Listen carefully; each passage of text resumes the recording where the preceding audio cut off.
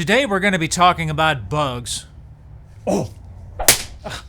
Nah, not that kind of bug.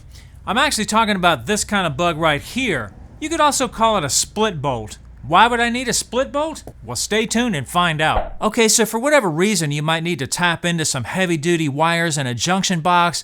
Doesn't really matter what the reason is, you need to do it. What I have here is some number 6 wiring. You would use this for up to like a 50 amp circuit, for an oven, for example, something like that. Now I'm going to use this split bolt right here, but there's other ways you can do this, like a Polaris connector.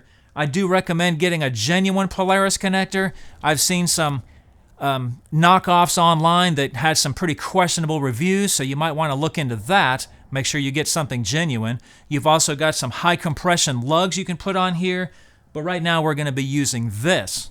So make sure you get the right size split bolt for your application. We're working with 6 gauge wire right here, so we're within this range right here. And also, make sure that yours is dual rated for AL and CU if one of your conductors is aluminum. These do have a torque spec that comes with it. This one is 165 inch-pounds. You can either go good and tight, or you can torque it down as the manufacturers suggest. All right, so here's our split bolt right here. This nut can come off, but you don't need to take this off to make this work, but it does come off, and then there's our wires go inside that channel right there. Let's put the nut back on. So let's go ahead and strip our wire. As you can see right here, we need to strip back a good 3/4 of an inch, maybe even a little bit more to make that work. We don't want to strip too much because we'll have to cover that up. All right. So what I usually do is I'll take a knife and I'll roll it around like so, but don't press so hard that you're cutting into the wire because you'll weaken the wire. I just make a nick on the casing right there, and then I split it this way, like so, like that, and then just peel it around just like that. That might be a little bit too much, so I'll trim that back a little bit. All right, so let's go ahead and get our wires tightened down. So they just go just like so.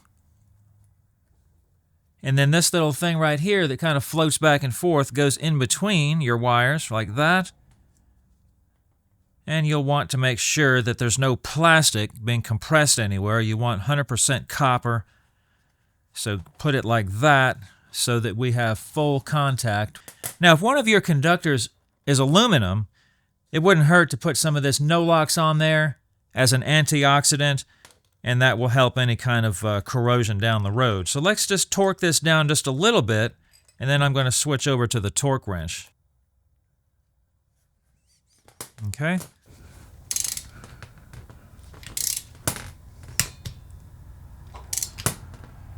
There we go.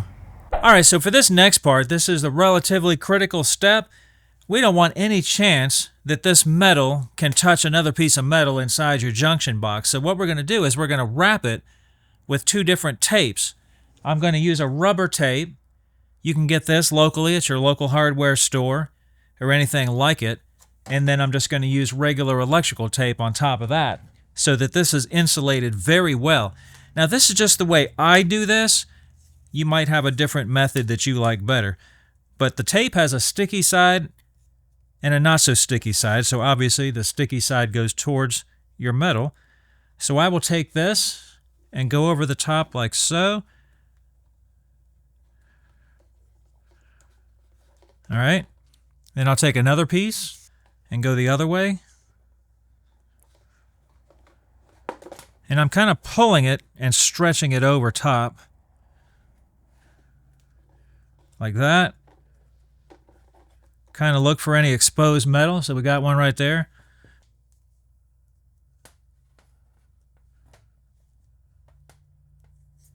That's looking pretty good right there. Now, I want to take another piece, probably a good 10, 12 inches long or so, and we're going to start down here below our other tape, and we're going to pull it and wrap it around, and just keep doing that.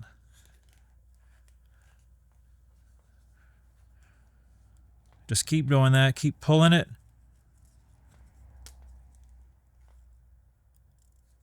When we get to our junction, we'll kind of zigzag it over the top like so. And we'll go back around the other way.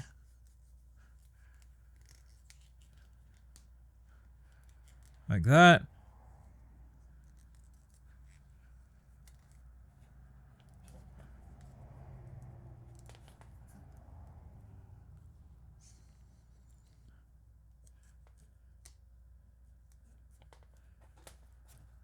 Kind of look it over. Then we're going to take some electrical tape and start below our previous tape, our rubber tape. And we want to make this kind of tight too, but we don't want to stretch it so bad like we did with the other one. But we do want it pretty tight. Just keep doing that till you got it all covered up real good. Make it real nice, Clark. Kind of zigzag it around these areas. And this should last a long time like this. And then I'm kind of going to wrap it around and end it right around the area I started in, right here. Just like so. I think that looks pretty good right there. All right. Hope this video has been helpful. Thanks for watching.